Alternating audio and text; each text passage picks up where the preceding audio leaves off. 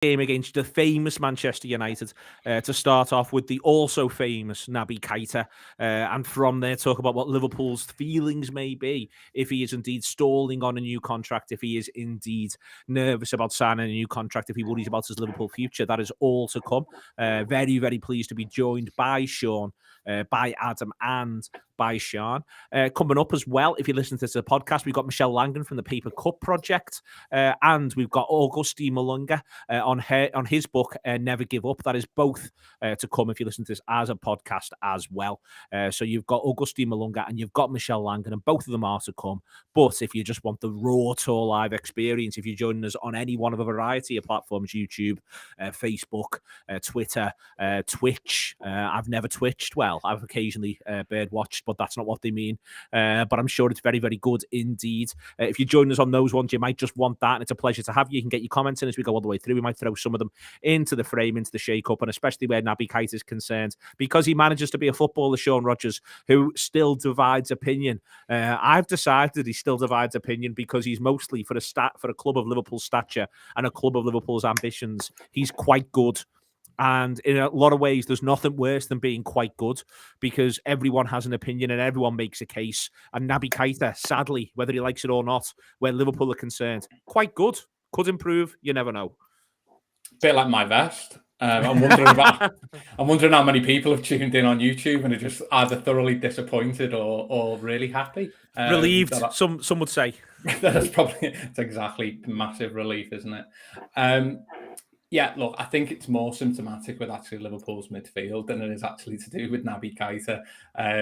Liverpool's midfield, you could write a decent thesis on. Pep Linders has. Yeah, there's literally chapters on it about what Liverpool expect them to do. And, I've said before, I think Liverpool don't view it in terms of the individual brilliance of what a midfielder does. It's about how those cogs work and get the most out of both ends of the football pitch ultimately. And they're there to facilitate the best of the attack and the best of the defence, which is literally what a midfielder is there to do. The issue comes, I think, in that I can't really think of a midfielder under Klopp that hasn't had questions asked about them at some point in time. And they're even midfielders that have been quite consistent in their performance levels and quite consistent in their attendance records as well. When you factor in that Naby, has had injury issues, if you like, availability issues, when you add in the fact that he's as likely to be hooked on half-time as he is to get a 9 out of 10, he can hit the highest of highs, but I don't think you fully quite know what Naby Keita is going to show up in a game. I like him. I rate him as a player. I think he's got a really high ceiling. And we haven't consistently seen the best of him thus far. But I can completely understand why he would divide opinion. I completely understand why our midfield would. But I don't think enough people sort of go that step further and go, well, you can't really discuss them as individuals without discussing the collective.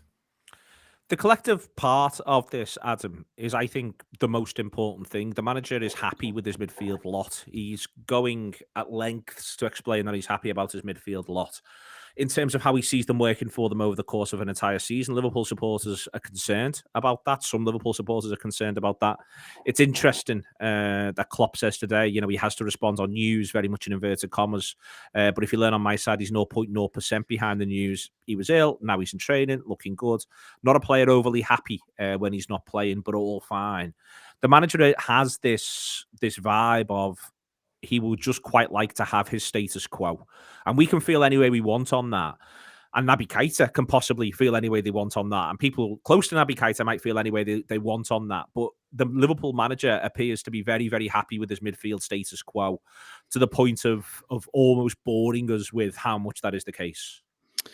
Yeah, and I think he's obviously right to be happy when they're on song.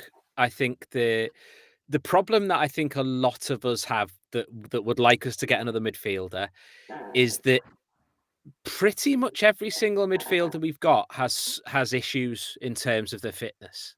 And when you've got a midfield that is asked to do as much as a Jurgen Klopp midfield is asked to do, it becomes very, very difficult to have players that miss chunks of time.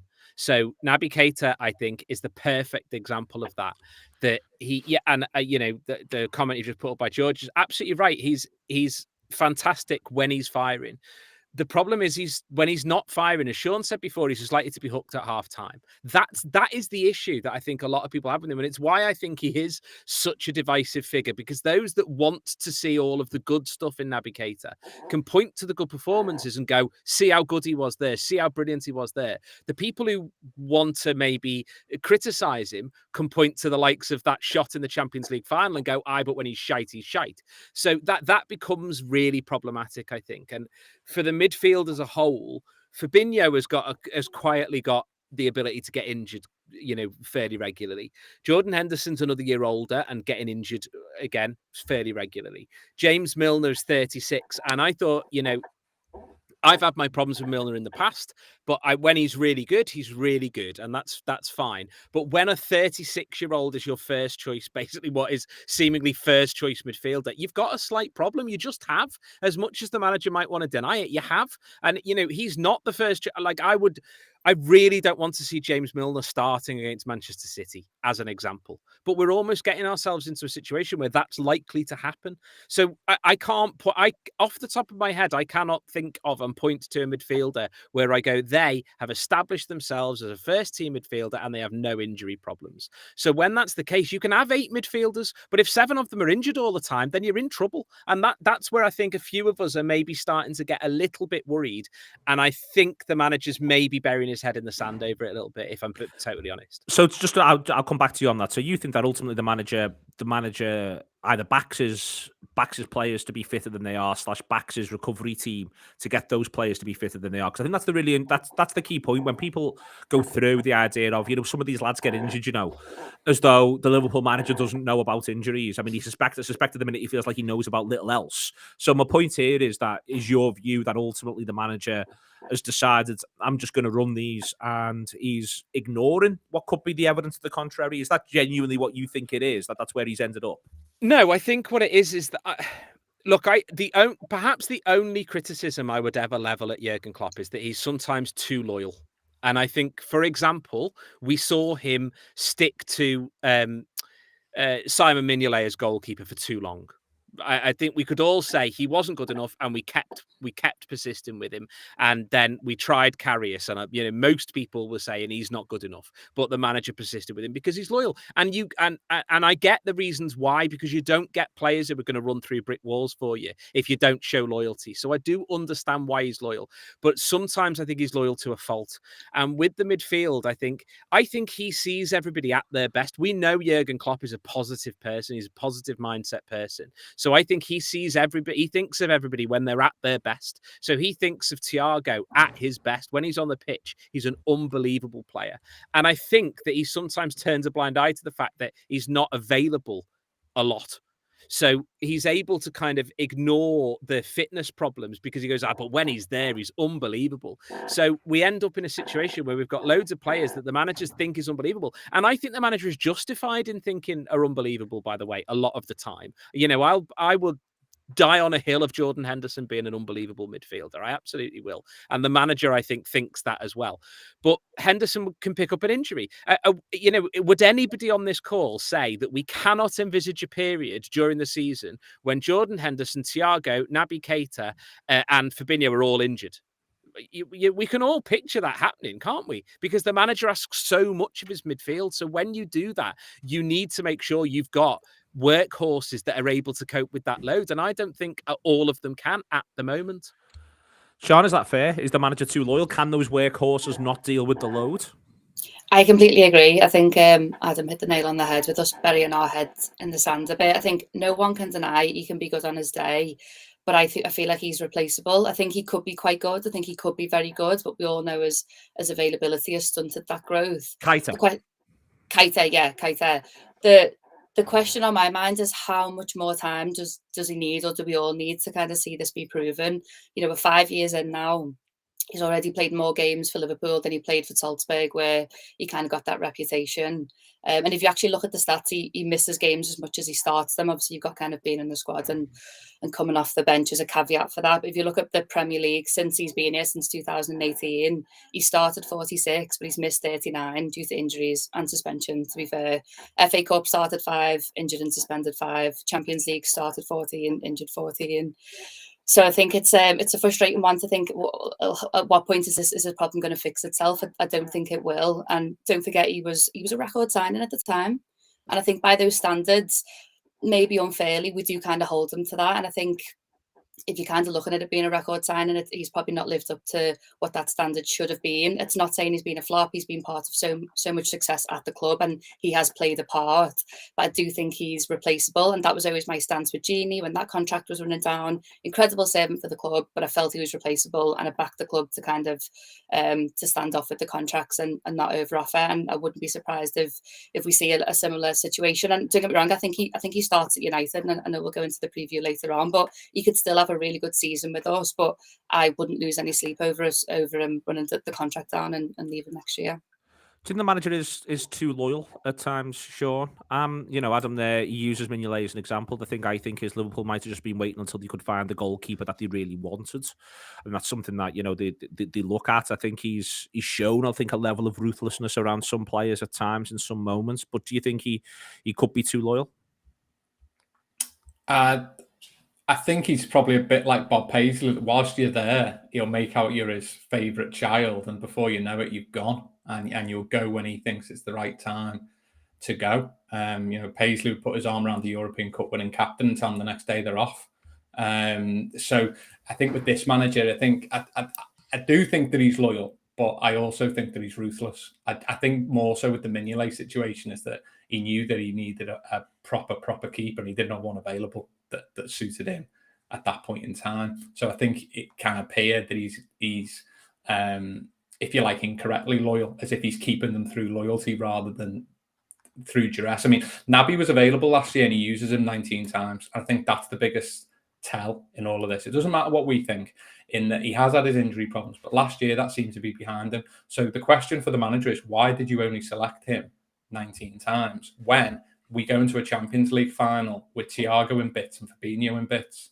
So there's an argument that had you used Naby Keita more during the season, would they have been a bit fresher? Or argument two, if Naby Keita is as good as you all say that he is, why did he not start the Champions League? Because that's the point of a top squad. You can't say Liverpool have the best squad in the Premier League and then go, oh, but by the way, that when the lads aren't 100%, we flog them because what we bring in isn't good enough. That's not how it works. I think the bigger conversation is why we didn't sign a young winger who's happy to be 5th or 6th choice this season, because I actually think that is a bigger problem than the midfield chat or Naby Keita chat. And we have a major problem, I think, in terms of what we do now, because we should be bringing potentially off the bench young, pacey, rapid wingers, which gives us the flexibility to play Jota central, play Salah central, not have to play Jota on the left. You look at the squad now, when does Diaz get a break? Who do you want to play wide left? Jota? Jota's not available. What are we doing? And I think that's the hole in the squad for me. Because I wonder whether they thought Oxlade-Chamberlain would do both. And to think that Oxlade-Chamberlain's a midfield option, a forward option on form, his injury record is mad. And I think that's the thing, is I thought they thought Oxlade-Chamberlain would cover both. And I think that's a big error. As part of this, where you'd end up is with this player, with this contract, as Sean says, Adam, she expects him to start against Manchester United. We'll come back around in a second or two and we'll talk about Manchester United preview stuff. I expect him to start against Manchester United. He scored there last season. I thought he was ever so good. He does play, albeit in, one, he comes on, as it were, and train in the warm-up because of the injury to Thiago. But he does play in our last 3 visits to Wembley. He does start in our last 3 visits to Wembley. So I take Sean's point, but he does start in all of our last 3 times we play games at Wembley, Naby Keita. And that is the strangeness of him. And I think this is why it's a conversation that's still sort of, and will always feel unfinished if he stays, if he goes, no matter what happens, in a really weird way. I feel as though in part because the midfield, in part because of the injuries, in part because of his own level, we are in this funny little position with him where You know, Adam, he's neither. He will endlessly be neither one thing nor the other, and yet still be able to look back of being a significant part of an incredible period of success for Liverpool. Yeah, which is again, which I think like totally fits the brief of why so many people are confused about him. I think actually that I think I would argue that the majority of people are in that kind of middle bit about Keita. There aren't that many people who think he's the best thing since sliced bread, though there are some. There aren't that many people that think he's utter shite, though there is Kev Walsh. So I think most people kind of fit into the middle thing of kind of going, yeah, I don't know what he is, because sometimes when I see him, he's great. Sometimes when I see him, I don't know what he does. And I think the problem is we've had that I don't know what he does thing before with Genie, but actually I think if you watch him, most people did know what he was doing. It was just a sort of thing of I don't know what he does, because they see him score for Holland and then he comes and plays for Liverpool and didn't do that. With Keita, when people say I don't know what he does, is because they've watched a match and he hasn't done. He's just not really done anything. He's just not been one thing or the other, and that I think just leaves you really befuddled as to what's going on. And yes, he starts games, but we all remember that he's also been taken off at half time in some big games as well. So and you know, the injury, illness, whatever, 36-year-old James Milner, to go back to that, was being run into the ground against Crystal Palace. We had the sub to do it, and he didn't put Keita on in place of Milner, even for 10 minutes at the end to see what he could do. So I am just not convinced. And the 19 starts that Sean mentions brings us back to it. I'm just not convinced that the manager likes him that much. I just don't think he hates him. So I just don't think he knows what to do with him. But the key thing here, though, Sean, is, and this is, there's people making noises about a lack of scorer in Liverpool's midfield and all that sort of stuff. We do ask our midfielders to do different things. And for me, that is the core problem. And the part why I think he might move on, Keita, that he might actually want to move on, is he might want to go somewhere where it was the way in which it was when he was at Leipzig, which was the whole game went through him. The way Liverpool play, the whole game doesn't go through any of the midfield three. Even TAW, who was one of the most game put through me centre midfielders you've ever seen. You've seen at times that doesn't always happen as well. And I think that's what's really difficult to be one of Liverpool's midfielders, is they made a series of decisions that makes you at least feel, whether you are or you aren't, it makes you at least feel like you're less important, and therefore it's harder for people to fall in love with you. I think I can see a situation where Klopp is having to sit them down and do the whole, listen, it's not you, it's me type of thing. I just think he's not. I just don't think the conditions are there for him to thrive. And I'm so at peace with him just being, and I think the club are at peace with him being okay. It sounds like levels of beigeness seem to be his issue. He's like, no one hates him, no one loves him, or like he just doesn't overperform or underperform. He's just there. But for Liverpool, like, happy days. He's an incredible fourth choice. He can turn up and have a big game. He can turn up and do that in finals and semi-finals. He's not there all the time, but I think from the club's perspective, like, we'll get loads out of him this season. I'm so happy for him to still be in the squad, and I want to see him against Man United. I just think when it comes to contract situations and investing more money in him, that's where I'd kind of have to draw the line. So I think he's had a lot of time now. There we are. More counter pressures per 90 than any other Liverpool player in the opposition half over the course of last season. If you want to talk about what Liverpool want from a midfielder, that is Naby Keita doing a fair bit of it. If you are listening to this as a podcast, you're about to hear Michelle Langan and Augustine Malenga coming by interview with John Gibbons. That was the clumsiest sentence I've ever said. And we'll see where it ends up on the other side. If you are enjoying this as a tour live, you won't have to wait for Manchester United build-up. It will happen almost instantaneously. It will happen at 18:45. Marvellous stuff. And we are back to talk about Manchester United against Liverpool on Monday night. And Sean, I'll start with you. The fact that United are rubbish doesn't fill me with excitement about the fixture. I have a mild concern that if we're not careful, this could become one where it will feel all the way through as though Liverpool should be doing the running, Liverpool should be forcing the issue, that it should be Liverpool's game. I'm a little bit concerned that this allows United, it allows their manager to have one game where he gets to say this is backs against the wall. He's got his new way of playing. He wants them to be a little bit different, but he'll be able to say to his squad, and the crowd will respond if they are putting their bodies on the line in a defensive rearguard action. There will be a lot of people pleased about that because they've been poor and we scored 5 there last year. yeah, it's not a great time to play them, which is mad to say. But Klopp said it in his conference. He'd rather play them after they've won 5-0 than the results they've had. I think it's a turning point for both of our seasons. I think for them, they've got so much to kind of stick up on the dressing room and say, you win this, you forget about the 2 games before. But equally for us, this has got to be a turning point for our season. I think if we walk away with anything less than 3 points, it's a little bit of a mini crisis, if I'm being completely honest. And I think if you're looking pound for pound, player for player on the pitch, we kind of have to walk away and win that game. But I also think the difficult thing for me, and I was trying to predict like how on earth this game's going to be, and I don't think either side knows what to expect, because neither of us have really hit our best form. Arguably, Liverpool have played good in at least one of our first 2 games, but it's really hard to understand the template of how this is going to go. I guess the one thing that is on my mind, and Klopp even mentioned it in his press conference, which makes me think he's looking into this a bit more, in that we've played each other pre-season. Yes, we were definitely undercooked. I think we only arrived at the game 3 days beforehand, hence why they beat us 4-0. But Klopp said he was noticing they were playing a much higher press. Not that we've seen that much in the first 2 games, but there's a bit there for us to learn from. I guess from the other 2 teams, we've kind of gone into it a bit blind. So I'm really intrigued by the game. I think what I don't want to see is like 1 million shots and 2 million XG in the first 20 minutes, because I don't think that necessarily means is the perfect indicator of a great performance. And I think it's almost can sometimes be an indicator of maybe lack of composure and just trying a bit of everything. I think if I reflect on the first 15 at Palace, like maybe just a bit of calmness and composure would have served us well, because we getting shots isn't a problem for Liverpool. I think it's really taken our chances. I think, Sean, as part of what Sean's saying there for this one, thinking a little bit about Palace, but also just thinking in general about Liverpool's last however many league games, there's a little thing in this where United will turn up, they will be discouraged from the outset. There'll be issues with the supporters, issues around protests before the ball's even kicked. And this is to go back to all of those games where even the games where Liverpool haven't conceded first in the last 15 or so.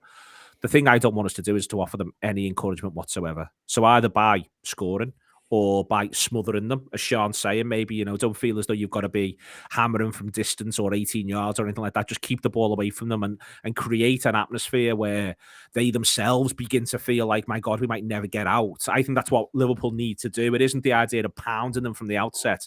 It's the idea of making clear to them that the game is none of their business. That's what Liverpool need to do, I think. I completely agree. I think the main thing I want to see in the first 10 minutes is territory and ruthlessness from this Liverpool side. I think the worst thing that could happen is this becomes a 10 minutes of almost Fulham, if you like. I think what United will be pinned on the ropes on is that Liverpool move the ball around not quite as quick, thinking they can play their way in, and that United can just get the crowd up and just really go running. I mean, look, after everything you've seen from the Brentford game, and I think we've got the right manager for this, by the way, because Klopp knows that if he had a group of players that had the hiding that they had and all the fallout from that, he knows they will come out fighting. Now, that doesn't mean every club does, and that doesn't mean every group of players does. But the good thing is we've got a manager who will be guaranteeing everyone in there that that's what they will do.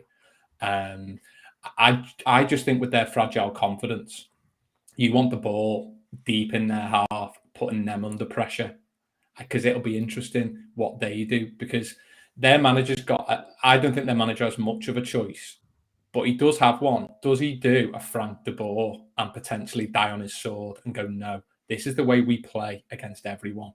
There's no way he's getting by into that. I think that I can't believe he will do that, but he might.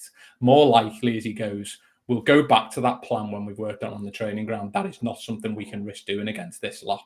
So I don't think you're going to see a United team looking to necessarily play this out from the back and everything else. I think you're going to see them be very try and de-risk the game, really. And they'll want Liverpool to have the possession and go chasing us and look to take it off us and counter-attack. So, yeah, I think Liverpool, I just want to see Liverpool put them under immense pressure territorially more than anything and see what they do. Are you going to try and play your way out? Are you just going to go long and give us it back? Fine, we'll pen you in.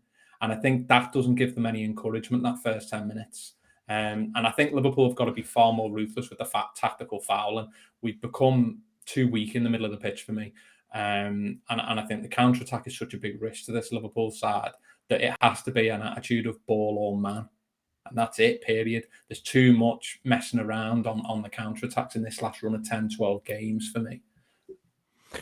Just come back to your point there on the territory aspect and making them answer that question, you're going to try and play out, or are you just going to go along and then we pick it back up? That to me is what, if you do that right, Sean, that's what turns a nervous Old Trafford into a basket case Old Trafford, i.e. there'll be a section of supporters who will say, don't mess about with it at the back, we don't want to lose it, if you try and mess about with it at the back. And then if you just go along and it's coming back to Liverpool, and Liverpool are just picking it back up and starting again, there'll be a section of supporters going, can we just stop giving the ball back to them? And for me, that's the most important thing. It's the most important question to answer. If you want to get in their heads, you want that idea that supporters are completely split on what the right thing to do is, in the same way that players will then become completely split on what the right way to do is, because instinctively they don't want to just be kicking it and giving it back to Liverpool, but simultaneously you want to, the fear will begin to spread and grow. And that's, for me, that's the trick here for Liverpool. They've got to find ways to get that fear that Liverpool could garner at Old Trafford against this Man United side at the moment. They've got to get it right around that stadium.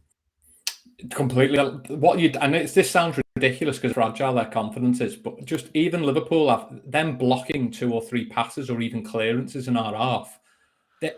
This is like going to Goodison in a way. Like they'll be cheering throw-ins on Monday night. This isn't Fergie's United we're going to. This is like going to Everton. So it is literally like for 10 minutes they don't get out of their half, and they'll be the ones making mistakes, giving it up. And they've also got a group of players, which is a bit of a mixed match. They've got some players there that on this world stage they're going to be on are not up for just lumping this, being yard dogs. And then they've got others who need to be yard dogs in this game. And I think Liverpool can take advantage of this.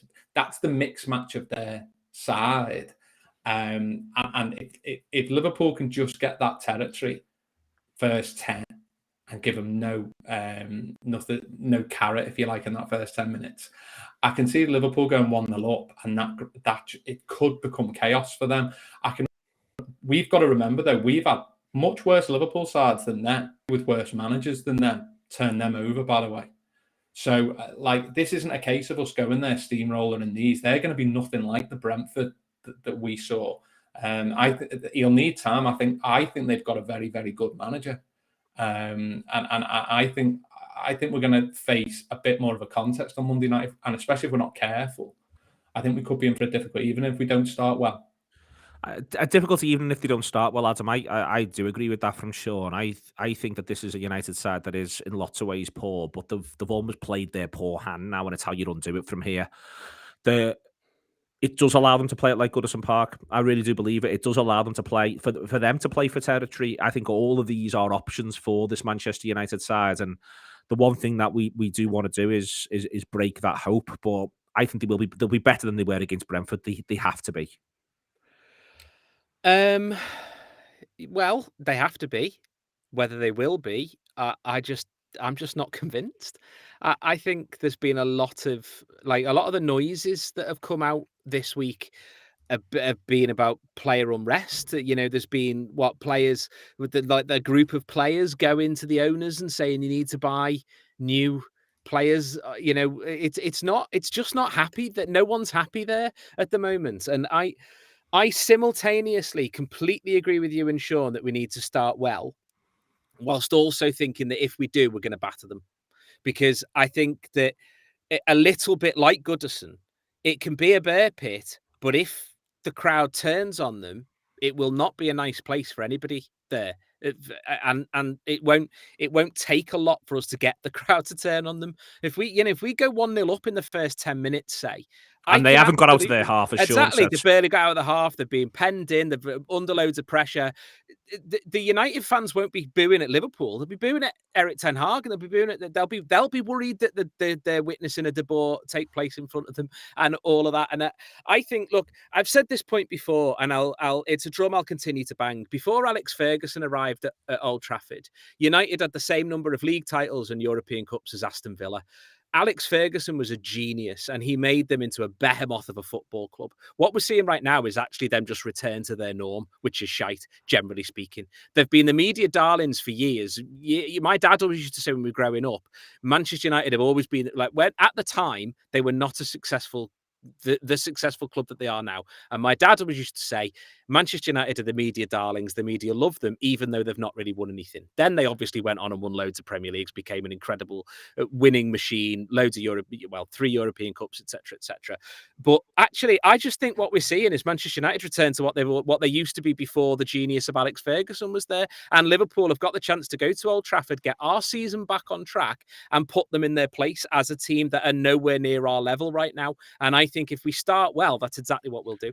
Sian, then what is the Liverpool team that puts them in their place? That's what the manager says at the press conference today. What team are you expecting him to pick, and will you be pleased to see it? I think back 5 picks itself. It sounds like Gomez is going to be fit. Yeah, which is good news. Yeah, great news. Especially for what we saw at the end of Palace. Front 3 picks itself. I think I was kind of torn between the same. I think it was the same midfield that we had away last season to them. Keita, Henderson as the 6 and Milner. Or we see. Wouldn't be actually shocked to see Milner start, maybe, but I do think Keita will come back in, especially I think maybe with some of the rumblings that has happened this week. Klopp might want to be seen to give him a chance, which I'll be really happy with. Or you might see maybe a Keita, Fabinho, Henderson. I just think I don't know if Fabinho needs to play himself into form, but he's just not been right. It really has not been right the past few games, and I know you just don't want to judge it on moments, but obviously the Palace goal doesn't cover him in glory. But there's just a lot of moments that first half he just couldn't get the ball from under his feet. So I don't know if it's going to be a worse thing to drop him or whether he'll play himself into form. But I really wouldn't be shocked seeing Henderson as a number 6. When you say the front 3, you expect it to be Salah, Firmino, Diaz. Yeah. Sean, what do you expect from the manager? Broadly, yeah, the same. I think there will be a bit of a tactical change. I think we did a review, Neil, I think post Cardiff away years ago, and it was very 4-4-2 diamond, but to the media and everything, it was 4-3-3. I think Bobby will be dropping deep here, and I think they'll want Diaz and Salah positioned in between their centre halves and full back, whether they play a 5 or a 4.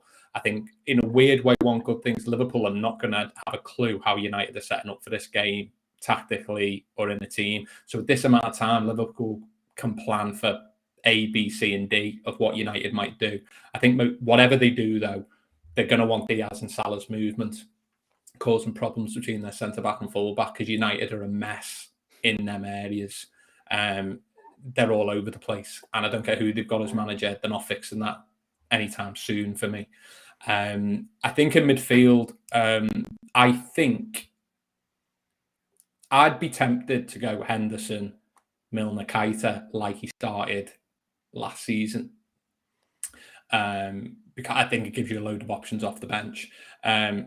Look, I'm Harvey Elliott's number 1 fan, so if it was my soul, this will never happen. If it was me, I would probably start him. A concern would be, and this comes back to my winger point from before, what do you do with your front 3? Because is Bobby got 90 in him? Is Diaz got the full 90 in him? And you look at our bench and you go, I might need Harvey Elliott on the bench to use as a forward option. Whereas I'd actually like him to start in midfield, buzzing around some of the mess they've got in midfield. And what you want to do is take the ball off them and have carriers. That's why Keita was so good in the game last season, because Keita was able to bridge midfield to attack with the through balls and the third man running. So I think the sensible thing is to have Harvey Elliott on the bench because of the forward line issue. And I would go Henderson, Milner, Keita. I don't think he will. I think he'll go Fabinho, Henderson, and then who knows if Keita's trained well, is fully fit, I expect him to start. Are you picking Fabinho, Adam? Do you think the manager will be picking Fabinho? I think the manager will. I think he will want him, exactly as Sian said, I think he'll want him to play himself into form because he's not started the season well. But I think the manager would start him. So I think it will go with Fabinho, Henderson, Elliott, because I think Elliott's been great. I thought Elliott was man of the match against Crystal Palace. I thought he was fantastic. Our man of the match. I thought he was fantastic. So I just don't.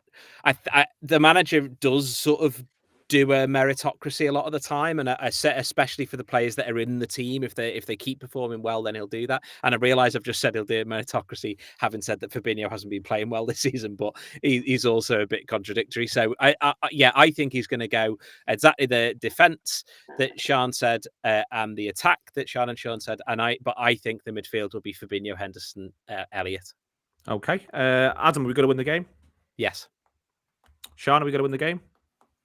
Yes, and I can't believe we've gone the whole episode without referencing the Ryan Giggs poem.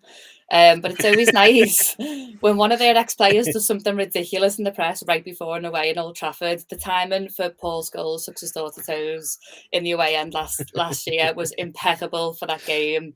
And hoping someone can whip something up as a little champion for Monday. Can't speak for Adam or Neil. I suspect the same. I'm just worried whether any of my poems would occur. More so from junior school, by the way. Not quite the same tone as Ryan Giggs, but we're going to win the game, Sean. First goal winner.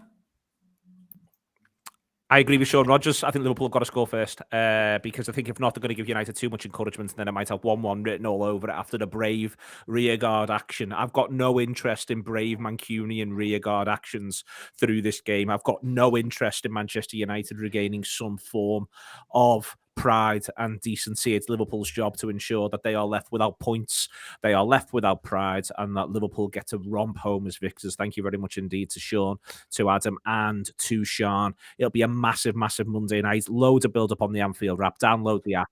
Enjoy everything that you can over the course of your weekend.